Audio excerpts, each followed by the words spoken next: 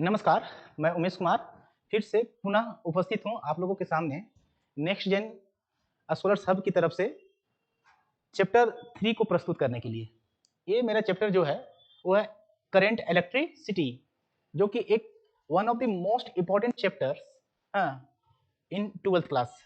ये इतना इम्पोर्टेंट है कि आप ये समझ लो कि इससे आपको कम से कम 8 से 10 मार्क्स इस चैप्टर से रहेंगे आपके। आप नीट का एग्जाम लिख रहे हो तो भी इस चैप्टर से क्वेश्चंस होंगे, आप जैक का एग्जाम लिख रहे हो तो भी इसको इंपॉर्टेंस दे के आप पढ़ना, ताकि आप सीबीएसई हो, जैक हो, नीट हो, आईआईटी जेईई हो, जेईई मेंस हो, सब जगह ये चैप्टर्स अपना स्थान रखता है ना। तो इस चैप्टर्स का सारे कॉन्सेप्ट मैं डील करूंगा। उससे पहले कि जो इनके जो ऑब्जेक्टिव क्वेश्चंस जो पूछे जाते हैं जैक बोर्ड में, आप उसको देखो। बाद में सीबीएसई बोर्ड का भी कॉन्सेप्ट, सीबीएसई बोर्ड का जो ऑब्जेक्टिव क्वेश्चन है उसको भी हम लोग देखेंगे। ओके, तो चलते हैं पीडीएफ की ओर और पहला क्वेश्चन हम लोग देखते हैं। पहला क्वेश्चन आपसे क्या कह रहा है।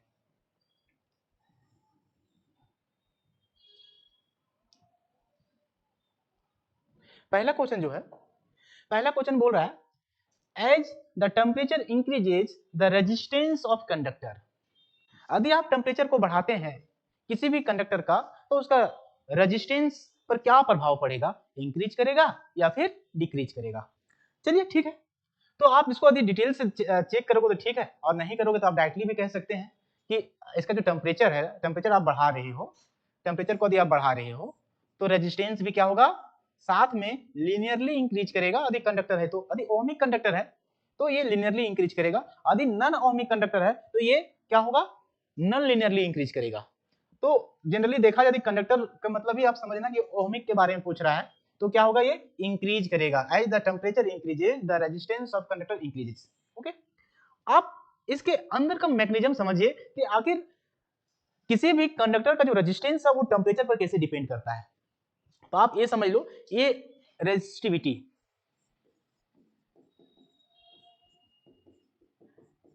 रेजिस्टिविटी क्या होता है, m upon n e square tau. ये जो टॉ है ये क्या है, रिलैक्सेशन टाइम है।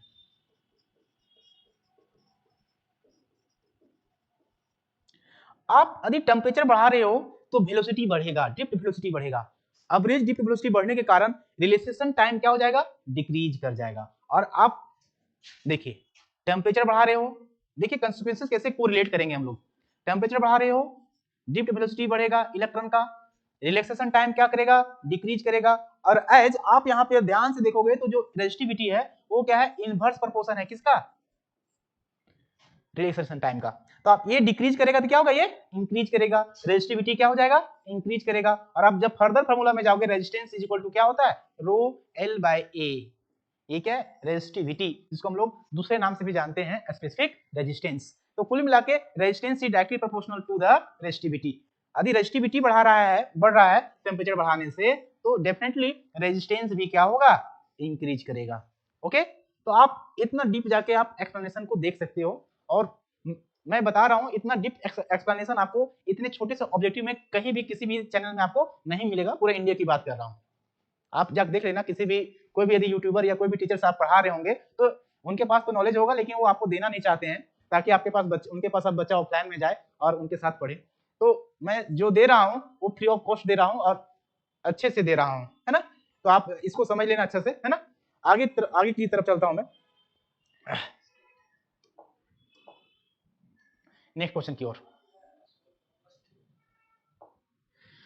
नेक्स्ट क्वेश्चन बोलता है Kirchhoff's point rule is direct consequences of law of conservation.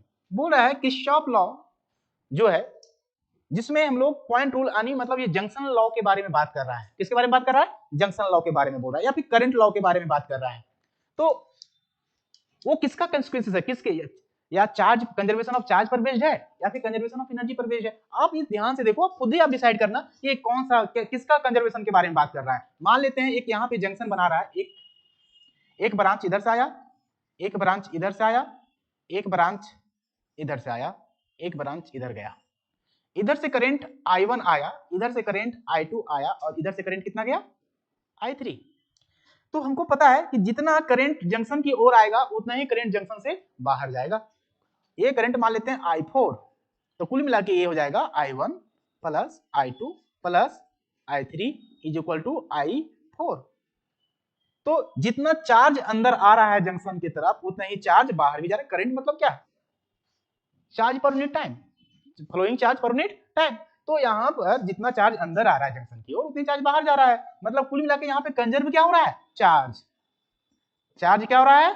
Conserved हो रहा है। तो ये जो लॉ है किस पर बेस्ड है? कंजर्वेशन ऑफ चार्ज पर बेस्ड है। तो कंजर्वेशन ऑफ चार्ज पर बेस्ड है, तो ऑप्शन नंबर आपका कौन सा दिख रहा है? सही आप बता दो। एनर्जी है, लीनियर मोमेंटम, एंगुलर मोमेंटम और चार्ज। तो conservation of charge is the correct answer. Okay, next question की ओर चलते हैं हम लोग।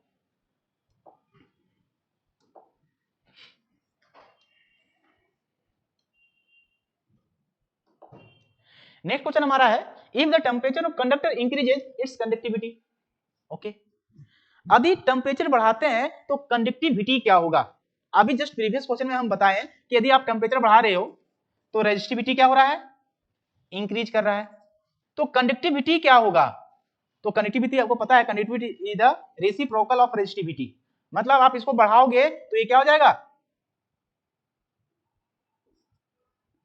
डिक्रीज कर जाएगा। क्या हो जाएगा? डिक्रीज कर जाएगा। तो यदि आप कंडक्टिविटी रेजिस्टिविटी बढ़ा रहे हैं, मतलब टेम्परेचर बढ़ाने से रेजिस्टिविटी बढ़ेगा और रेजिस्टिविटी बढ़ने से कंडक्टिविटी डिक्रीज कर जाएगा। तो ऑप्शन कौन सा होगा? अच्छा, यहाँ पे दो शब्द है, डिक्रीजेज और डिक्रीजेज लिनियरली। तो मैंने बताया था कि जो ओहमिक कंडक्टर होंगे उनका जब भी कंडक्टिविटी डिक्रीज करेगा या इंक्रीज करेगा तो लिनियरली करेगा, है ना। और नॉन ओहमिक होंगे तो क्या करेंगे? नॉन लिनियरली करेंगे। तो ये यहाँ पे यदि दोनों आपको डिक्रीज, सिर्फ डिक्रीज रहता तो आप डिक्रीज पे लगा सकते थे। मतलब ये ऑप्शन यदि नहीं रहता, ऑप्शन डी नहीं रहता, ये शब्द मेंशन यहाँ नहीं रहता, तो आप इसको टिक लगा सकते थे। लेकिन यदि डिक्रीज लिनियरली लिखा है तो आपको डिक्रीज लिनियरली करना पड़ेगा, क्योंकि यहाँ पर ओहमिक कंडक्टर की बात हो रही है। Okay,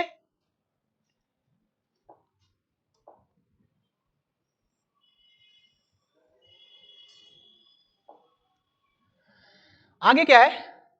if the length of potentiometer wire is increased the balance point will be obtained at a smaller, ये एट होगा, eight a smaller length, at large length, at same length या फिर nowhere on wire। मतलब यदि आप potentiometer, जैसा को पता है कि जो पोटेंशियोमीटर का जो वायर होता है ना वो 4 से 10 मीटर लंबा होता है। या तो आप मिनिमम 4 मीटर रख लो या तो फिर उसको 10 मीटर तक आप इसको एक्सटेंड कर लो। ओके, यदि आप लेंथ ऑफ वायर को बढ़ाते हैं तो उसको जो बैलेंसिंग पॉइंट है वो बाद में बढ़ के मिलेगा या फिर उससे घट, उसका जो लेंथ जहां मिल रहा था, मान लो पहले 5 मीटर पे मिल रहा था, तो क्या अब 6 मीटर पे उससे बड़ा लेंथ पे मिलेगा या उससे उससे पहले ही, मतलब 5 मीटर से पहले ही मिल जाएगा। ओके, तो अब देखते हैं, यदि आप लेंथ को बढ़ा रहे हैं, ओके, लेकिन आप ऑक्सिलरी सर्किट जो पोटेंशियोमीटर में पहले से लगा हुआ है उसको तो आप चेंज नहीं कर रहे हैं, इसका मतलब ये हुआ कि पोटेंशियल ग्रेडियंट डिक्रीज कर जाएगा। पोटेंशियल ग्रेडियंट जो होता है उसका वैल्यू क्या होता है? Potential gradient, potential gradient dV upon dr, dV upon change in potential by change in length. आप समझो कि यदि ये डिक्रीज करेगा, if length of potentiometer wire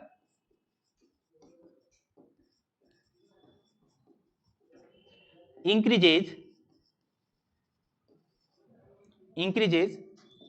potential gradient क्या हो जाएगा? डिक्रीज कर जाएगा। पोटेंशियल ग्रेडियंट क्या हो जाएगा? डिक्रीज कर जाएगा। अच्छा, इसका मतलब क्या हुआ? पोटेंशियल पर यूनिट लेंथ, इसका मतलब ये हुआ पोटेंशियल पर यूनिट लेंथ। आप इस चीज को ध्यान दो, यदि पोटेंशियल पर यूनिट लेंथ क्या हो रहा है? डिक्रीज कर रहा है, इसका मतलब जो नल पॉइंट हमको मिल रहा था 5 मीटर पर, है ना, वो उससे बढ़ के मिलेगा, कम पे तो संभावना ही नहीं है। तो कहने मतलब ये हुआ कि यदि आपका यदि पोटेंशियोमीटर वायर का जो लेंथ को इंक्रीज कर रहे हैं तो इसका जो बैलेंसिंग पॉइंट है वो एट लार्ज लेंथ पे मिलेगा। कितना पे मिलेगा? एट लार्ज, बढ़ के मिलेगा, है ना। यदि आप लेंथ घटा रहे हैं तो उसका जो बैलेंसिंग पॉइंट है वो स्मॉलर लेंथ पे मिलेगा। यदि आप पोटेंशियोमीटर वायर को बढ़ा रहे हैं तो उसका जो बैलेंसिंग पॉइंट है वो लार्ज लेंथ पे मिलेगा, है ना। क्लियर है? चलिए ठीक है, आप इसको देख लो, है ना।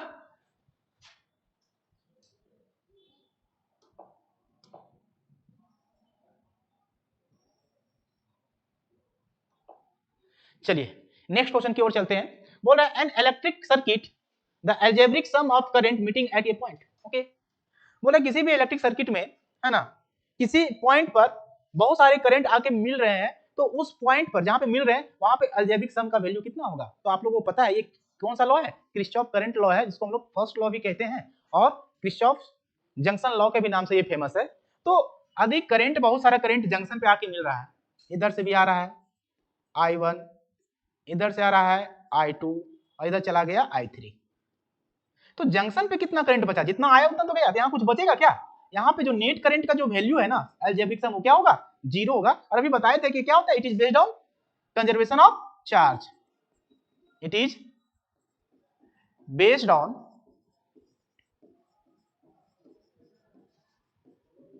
Conservation of charge. जितना चार्ज जंक्शन पे आया उतना ही चार्ज बाहर भी चला गया, है ना। तो नेट करंट का वैल्यू कितना हो जाएगा, 0 हो जाएगा किसी भी जंक्शन पर। और ये कौन सा लॉ है, KCL, Kirchhoff current law, Kirchhoff current law. आप इस नाम से भी इसको जानते हो, या तो फिर किरचॉफ जंक्शन लॉ के भी नाम से इसे जानते हैं आप, केवीएल, केसीएल, है ना, आप इसके नाम से भी जानते हैं। तो केवीएल अलग हो गया आपका, ये केसीएल था। तो ये जो केसीएल है वो दो चीज आप याद रखिए, देख लीजिए इतने देर में आपको दो क्वेश्चंस मिल गया केसीएल पर। जंक्शन लॉ मतलब केसीएल, ये कंजर्वेशन ऑफ चार्ज पर बेस्ड है, और किसी भी जंक्शन पर टोटल करंट का जो वैल्यू होता है अलजेब्रिक सम कितना होता है, 0 होता है, क्योंकि जितना करंट एंट्री लेता है उतना ही करंट जंक्शन से बाहर भी जाता है। ओके, नेक्स्ट क्वेश्चन की ओर चलते हैं हम लोग। हाँ, इसमें क्या हो जाएगा, 0 हो जाएगा, है ना।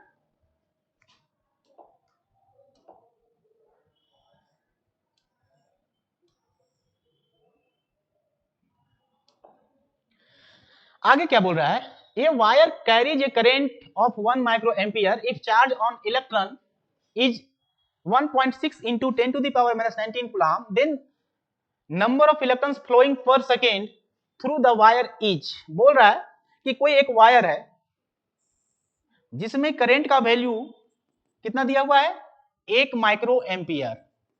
1 माइक्रो एम्पियर मतलब 1 इंटू माइक्रो मतलब 10 के पावर माइनस 6 एम्पियर, इतना करंट फ्लो हो रहा है। बोल रहा है कि कितना नंबर ऑफ इलेक्ट्रॉन्स पर सेकंड फ्लो हो रहा है। तो आप जानते हो Q इज इक्वल टू क्या होता है, NE। ये कहां से ले रहे हैं, क्वांटिजेशन ऑफ चार्ज से ले रहे हैं। कहां से ले रहे हैं, क्वांटिजेशन ऑफ चार्ज से ले रहे हैं। ये चार्ज का एक खुद का एक प्रॉपर्टी है अपना। ओके, और Q इज इक्वल टू क्या होता है, I into T. Equation number 1 और 2 दोनों को इक्वेट करो, है ना, from equation 1 and equation 2, equation 1 and equation 2। आप इन दोनों को इक्वेट करोगे तो NE is equal to I T upon कुछ नहीं, आप N इज इक्वल टू लोगे तो क्या हो जाएगा, आई टी अपॉन ई हो जाएगा। ओके, लेकिन बोल रहा है इलेक्ट्रॉन्स फ्लोइंग पर सेकेंड, कुल मिला के नंबर ऑफ इलेक्ट्रॉन्स N बटे टी करना है, और ये कितना हो जाएगा, आई इंटू टी, आई बाय ई ही होगा। ओके, ये कुछ नहीं है। तो टाइम की जगह पे कितना लेना है, 1 सेकेंड लेना है। ये N क्या है, नंबर ऑफ इलेक्ट्रॉन है। I का वैल्यू कितना दिया हुआ है, 1 इंटू 10 के पावर माइनस 6 दिया हुआ है, और नीचे E है, तो E का वैल्यू कितना होता है, 1.6 इंटू 10 के पावर माइनस 19। आप इसको सॉल्व करेंगे तो आएगा 0.625 इंटू 10 के पावर 19 इलेक्ट्रॉन्स पर सेकेंड।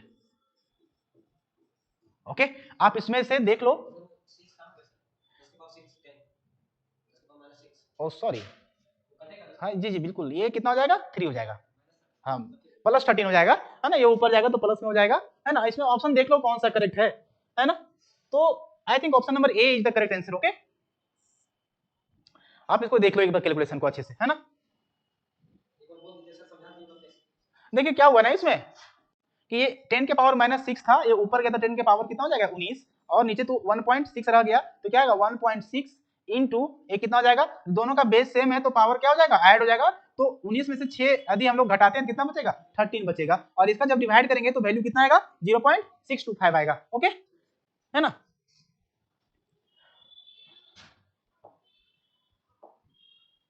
नेक्स्ट क्वेश्चन की ओर चलते हैं हम लोग। फिर ये जाना पहचाना क्वेश्चन लग रहा है। बोल रहा है as the temperature increases the resistance of conductor. ये तो क्वेश्चन ऑलरेडी हम लोग डील कर चुके हैं, है ना? किया है ना? तो क्या होगा, as the temperature increases the resistance, क्या होगा, टेम्परेचर के साथ रेजिस्टेंस क्या होता है, बढ़ता है या घटता है? बढ़ता है। क्या होता है? बढ़ता है ना? तो क्या ऑप्शन है कहीं क्या? ये बिल्कुल ऑप्शन नंबर बी, है ना? तो आप ये देख रहे हैं कॉन्सेप्ट, क्वेश्चंस को रिपीट किया जा रहा है। यदि आप अच्छे से पढ़ोगे तो आराम से करके आओगे, है ना? इतना इजी क्वेश्चंस पूछा जा रहा है। और आप लोग हम लोगों के साथ बने रहिए, नेक्स्ट जन स्कॉलर सब के साथ बने रहिएगा, तो आप लोग को डेफिनेटली बहुत ही फायदा होगा। वो भी आप लोग को कोई चार्जेस देना नहीं पड़ेगा, बस केवल मेरे चैनल को सब्सक्राइब कर दें, बेल आइकन दबा दें, ताकि सबसे पहले नोटिफिकेशन आपके पास जाए और आप उसको, इस वीडियो को शेयर भी करेंगे आप लोग, है ना? और जो भी मेरे प्रीवियस वीडियो नहीं देखे हैं चैप्टर 1 और चैप्टर 2 का, प्लीज जाके इसी के डिस्क्रिप्शन के नीचे लिंक दिया हुआ होगा इस वीडियो के नीचे, तो आप वहां से जाके आप देख सकते हो। ओके, तो नेक्स्ट क्वेश्चन की ओर चलते हैं हम लोग। क्वेश्चन नंबर 7 नहीं डील किए? हाँ, डील तो हो गया ना ये क्वेश्चन।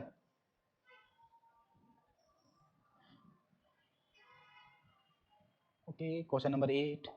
क्वेश्चन नंबर 8 क्या है? To sales of EMF E1 E2, है ना, and internal resistance R1 R2। Okay, A1 होगा मेरे प्यारों, A1 होगा। हमारे टाइपिस्ट अच्छे हैं, बहुत अच्छे हैं, है ना? उनसे थोड़ा सा कांटेक्ट करना पड़ेगा, पर्सनली 1-to-1 मीटिंग करना पड़ेगा हमको लगता है ना? मीटिंग करेंगे उनके साथ तब समझ में आएगा, उनको कुछ समझाना पड़ेगा, है ना? Respectively are connected in parallel equivalent EMF of the cell. कहने का मतलब ये है कि यदि आप इस तरह से सेल को लेते हैं, सेल को कनेक्ट कर रहे हैं, किसमें? पैरेलल कनेक्शन में। ये EMF इसका E1 है, इसका E2 है, इसका इंटरनल रेजिस्टेंस R1 है, इसका कितना है? R2 है ना? तो आपसे पूछा जा रहा है कि इन दोनों पैरेलली कनेक्टेड सेल्स के बदले में यदि एक सेल्स हम लोग इक्विवेलेंट सेल्स उपयोग करना चाहें तो उसका वैल्यू कितना होना चाहिए? ओके, तो आप लोगों को मैं बता दूं, यहाँ पे जो R इक्विवेलेंट जो होगा ना, वो पैरेलल के जैसा ही बिहेव करेगा। कितना हो जाएगा ये? R1 R2 upon R1 plus R2, है ना? और जो इसका जो E इक्विवेलेंट होता है, E equivalent upon R equivalent is equal to क्या हो जाएगा? E1 upon R1 plus E2 upon R2। यदि n ऐसा रहा, यदि ये तो दो ही सेल है, यदि ऐसा n सेल्स यदि पैरेलली कनेक्टेड है, तो ये कहां तक जाएगा? Plus AN upon RN। तो यहाँ दो ही सेल लेंगे, E equivalent is equal to कितना हो जाएगा? आप खुद डिसाइड करो। ये हो जाएगा E1 bye R1 plus E2 bye R2। आप इसको सॉल्व करोगे E equivalent upon R equivalent, तो ये कितना हो जाएगा?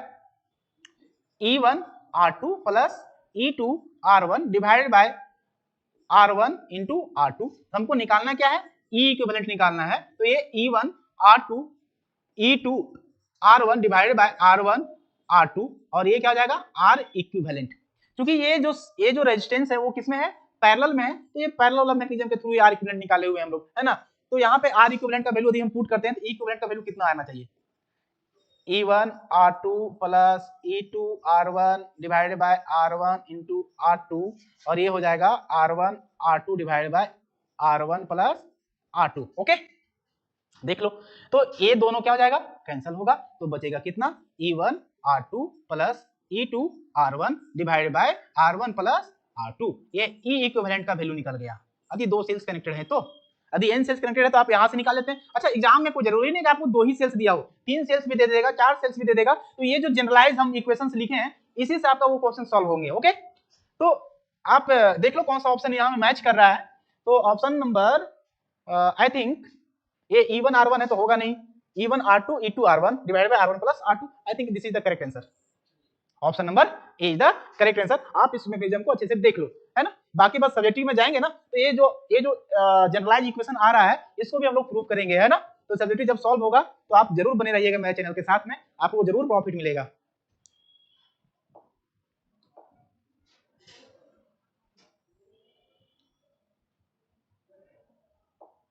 एक क्वेश्चन है हमारा, 1 kilowatt hour is equivalent to, 1 kilowatt hour कितने जूल के बराबर है? अच्छा, ये जो 1 किलोवाट आवर है, 1 किलो वाट आवर, इसको हम लोग बोर्ड ऑफ ट्रेड यूनिट भी कहा जाता है। बोर्ड ऑफ ट्रेड यूनिट, या फिर यू कह लो this is the commercial unit, commercial unit. तो किसका किसका है ये इलेक्ट्रिक एनर्जी का, किसका इलेक्ट्रिक एनर्जी का बोर्ड ऑफ ट्रेड यूनिट, जिसको हम किलोवाट आवर, तो 1 किलोवाट आवर में कितना होगा, तो आप इसको इक्विवेलेंट निकालने के लिए सीख लो।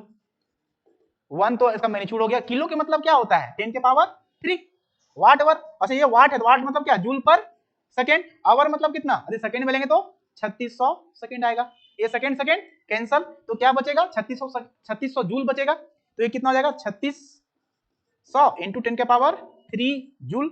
अच्छा 2 जीरो यहाँ पर है, 3 जीरो पहले से लगा हुआ था, कितना हो जाएगा 10 के पावर, पहले से 2 है, पहले से 3 है पावर, और 2 और लगेगा कितना हो जाएगा 5 हो जाएगा जूल, है ना। या तो यदि एक डेसिमल आप इधर बाएं की ओर खिसकाते हैं तो 3.6 होगा, और एक पावर और इंक्रीज हो जाएगा 6 जूल हो जाएगा। अच्छा या तो ऑप्शन में ए देख लो, या तो फिर यदि एग्जामिनर बहुत ही मतलब बहुत ही आपको घुमाना चाह रहा है तो इसकी जगह पे आप मेगा जूल भी लिख सकते हैं, क्योंकि 10 के पावर 6 को क्या लिख सकते हैं हम लोग, मेगा लिखते हैं, है ना। तो इसमें देख लो कौन सा ऑप्शन है, तो आई थिंक ये इसी फॉर्म में दिया हुआ है, तो 3.6 10 के पावर 10 10 के पावर 10 10 के पावर 6, और ये तो देखिए ये जस्ट रिवर्स कर दिया, ये तो गलत है, option number A is the correct answer. Okay, तो ये ऑप्शन नंबर ए है इसके लिए करेक्ट आंसर। आप इसको देखो कैसे बनाओगे, है ना, ये याद रखने की जरूरत नहीं है कि कैसे याद रखना है कि इतना डाटा कैसे हुआ, तो डाटा देख लो, सबको केवल आप रिप्लेस कर दो, किलो को अलग से रिप्लेस करो, वाट आवर को अलग से करो, है ना, तो आंसर आपको मिलेगा, है ना। नेक्स्ट क्वेश्चन की ओर चलते हैं हम लोग।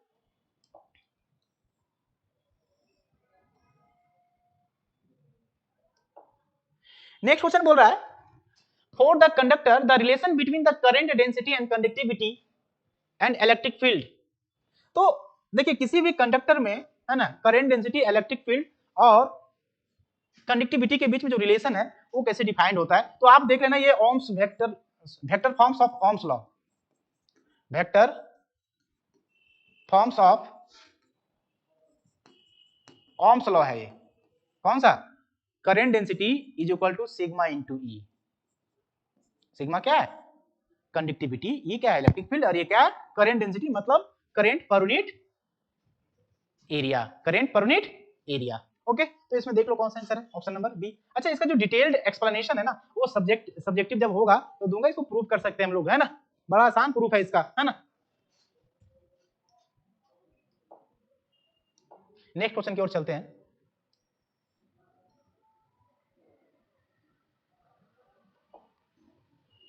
बोल रहा है 2 copper wires of length L and 2L have radii R and 2R respectively, the ratio of their specific resistance is। देखिए बोला 2 कॉपर वायर है,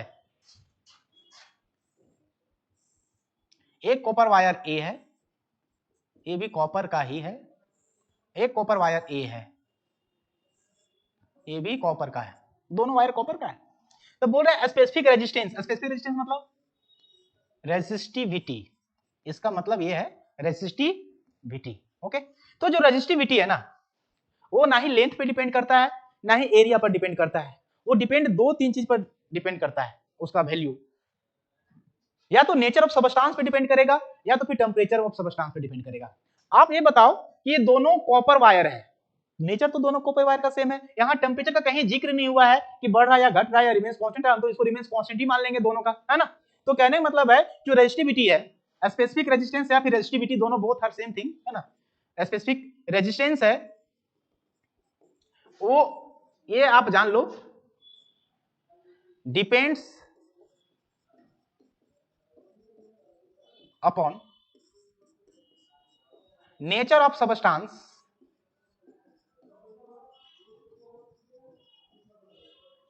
और दूसरा टेम्परेचर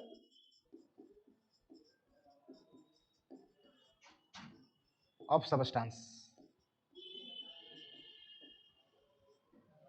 ओके, इसका मतलब जितना रेजिस्टिविटी इसका होगा उतना ही इसका होगा, मतलब दोनों बराबर है, मतलब ρ1 इज इक्वल टू ρ2, तो दोनों का यदि हम रेशियो निकालते हैं बेटा तो कितना हो जाएगा 1/1, दोनों बराबर है ना, तो इसको से मान ही लो तो काटने में आसानी होगा, रो रो तो कट के कितना देगा 1:1 देगा, तो option number C is the correct answer, क्योंकि स्पेसिफिक रेजिस्टेंस ना ही लेंथ पे डिपेंड करता है, मतलब साइज पर तो शेप और साइज पर डिपेंड नहीं करता है, ठीक है, सिर्फ टेम्परेचर पर डिपेंड करता है और नेचर पर, दोनों तो कॉपर वायर है ना, और टेम्परेचर दोनों का भी सेम है, तो रेशियो कितना हो जाएगा 1:1 का हो जाएगा।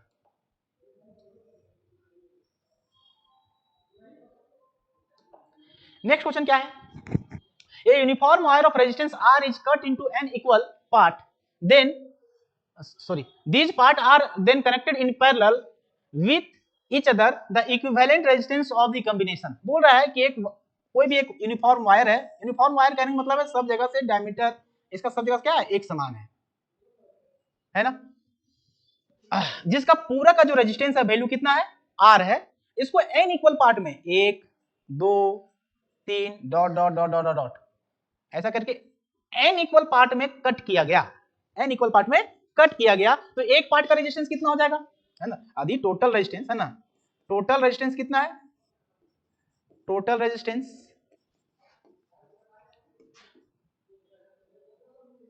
कितना है R है, तो wire is cut into n equal parts, n equal parts में कट किया गया, therefore resistance of one part कितना हो जाएगा R/n हो जाएगा। अब बोले इन सारे रेजिस्टेंस ये जो इक्वल इक्वल पार्ट में काटा गया ना, इनको सबको पैरेलली सजा दिया गया, क्या किया गया, पैरेलली सजा दिया गया, मान लेते हैं एक ये पार्ट है एक ये वाला है, सबका रेजिस्टेंस क्या है सेम है, सबको पैरेलली कनेक्ट किया गया, ऐसा करके पैरेलली n 1 2 ऐसा करके n है ना, n किया गया, तो R इक्विवेलेंट कितना हो जाएगा, तो R इक्विवेलेंट कितना हो जाएगा, तो सभी के सभी तो आइडेंटिकल हुए ना, इसका भी कितना वैल्यू आएगा R/n आएगा, इसका भी R/n आएगा, इसका भी R/n आएगा, तो R इक्विवेलेंट कितना हो जाएगा R/n, एक रेजिस्टेंस का वैल्यू डिवाइडेड बाय कितना आइडेंटिकल है, तो n रेजिस्टेंस है तो कितना हो जाएगा n, तो कितना हो जाएगा R/n² हो जाएगा, ओके, तो R/n² कौन सा हो जाएगा, option number A is the correct answer है। तो यदि इस तरह से क्वेश्चंस आते हैं तो आपको बनाना होगा, बहुत ही आसान क्वेश्चन होते हैं, है ना।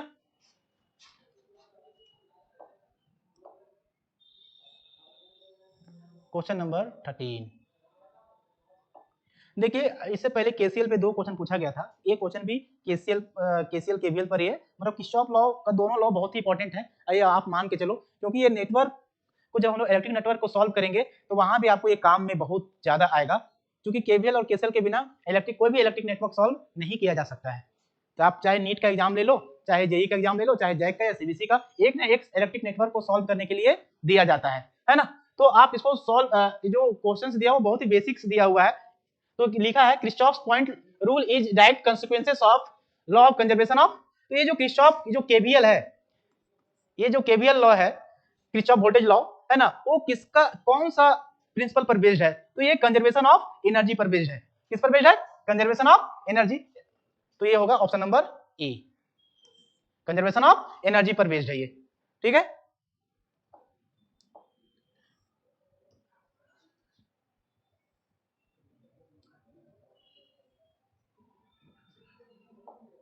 ठीक है, नेक्स्ट क्वेश्चन बोल रहा है, ये charge particle high drift velocity 4.2 into 10 to the power 4 metre per second in electric field of, ये होगा आपका, ये यदि मीटर पर सेकेंड, ये वोल्ट पर मीटर होगा यूनिट, है ना, तो इट्स मोबिलिटी, बोल रहा है किसी चार्ज पार्टिकल का जो ड्रिफ्ट वेलोसिटी है 4.2 into 10 to the power 4 metre per second है, और वो चार्ज पार्टिकल कहां मूव कर रहा है, तो इलेक्ट्रिक फील्ड कितना 2.1 into 10⁻⁻10 वोल्ट पर मीटर, तो इसका मोबिलिटी कितना होगा, तो आप लोगों को पता है कि मोबिलिटी कैसे डिफाइन करते हैं हम लोग किसी भी पार्टिकल का, तो मोबिलिटी को हम लोग दिखाते हैं किससे, म्यू से, ये क्या होता है drift velocity per unit electric field, drift velocity per unit electric field, तो ड्रिफ्ट वेलोसिटी कितना दिया हुआ है 4.2 into 10 to the power 4, और इलेक्ट्रिक फील्ड का जो वैल्यू दिया हुआ है 2.1 into 10 to the power -10, आप इसको सॉल्व करोगे तो ये क्या हो जाएगा 21 दूनी 42, 2 से कट जाएगा,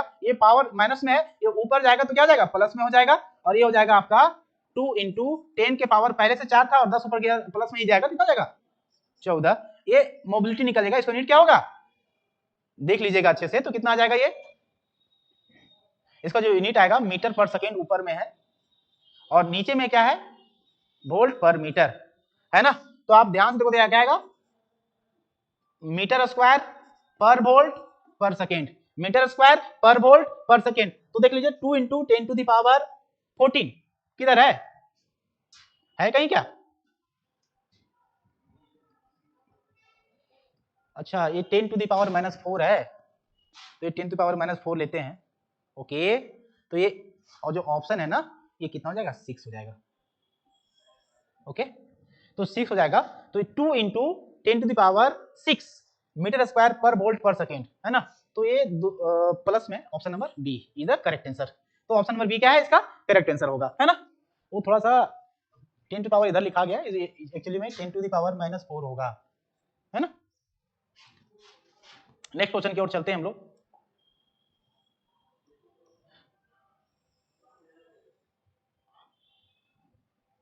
अच्छा, नेक्स्ट क्वेश्चन क्या है, बोल रहा है in a Wheatstone bridge the battery and galvanometer are interchange, the deflection in galvanometer will be change in previous direction, change in opposite direction, not change none of these। देखिए, आप एक galvanometer आप sorry एक Wheatstone bridge draw करते हैं हम लोग, कुछ इस प्रकार से होता है। ये this is the arrangement of 4 different resistance, है ना। ये गैल्वेनोमीटर है, ये यहां पर क्या है, बैटरी लगा हुआ है ना। अभी मान लेते हैं डिफ्लेक्शन इधर हो रहा है, तो क्या यदि गैल्वेनोमीटर के जगह पर बैटरी और बैटरी की जगह पे गैल्वेनोमीटर करेंगे तो इसका डिफ्लेक्शन में कोई प्रभाव पड़ेगा क्या? डिफ्लेक्शन जिधर चेंज हो रहा है उसके जस्ट अपोजिट डिफ्लेक्शन होगा क्या, ये पूछ रहा है। तो मैं बता दूं, डिफ्लेक्शन पे कोई प्रभाव नहीं पड़ेगा, जिधर डिफ्लेक्ट हो रहा था उधर ही डिफ्लेक्ट होगा। इसका मतलब ये हुआ कि नॉट चेंज, डिफ्लेक्शन पर कोई प्रभाव नहीं पड़ेगा गैल्वेनोमीटर का। ओके, नेक्स्ट क्वेश्चन की ओर चलते हैं। ये आई थिंक ये लास्ट क्वेश्चन था हमारा, है ना। तो मैं बस इतना ही कहना चाहूंगा कि यदि आप लोग को कंटेंट अच्छे लग रहा है ना, तो आप कृपया करके हमारे चैनल्स को, जो हमारा नेक्स्ट जन स्कॉलर्स हब है हमारा जो चैनल्स, उसको सब्सक्राइब कर लें और बेल आइकन को दबा लें, ताकि आने वाले जितने भी कंटेंट है वो सबसे पहले आपको मिले। और आप दबा के इसको शेयर करो, है ना, पूरा इंडिया में फैला दो। अच्छे कॉन्सेप्ट के साथ हम लोग आ रहे हैं और एक से एक टीचर आ रहे हैं आपको, मैथमेटिक्स, कंप्यूटर साइंस और इंग्लिश, बायोलॉजी, फिजिक्स, जितने भी है चैप्टर आपके 12th में जो पढ़ा जाता है, वो सब का सब हम लोग यहाँ पे डील करेंगे और अच्छे कंटेंट के साथ आएंगे। आपको एक कॉम्पिटिटिव लेवल का प्लेटफॉर्म आपको देंगे यहाँ पर हम लोग, ठीक है। तो इसी के साथ मैं आप लोग से अलविदा लेता हूँ। धन्यवाद।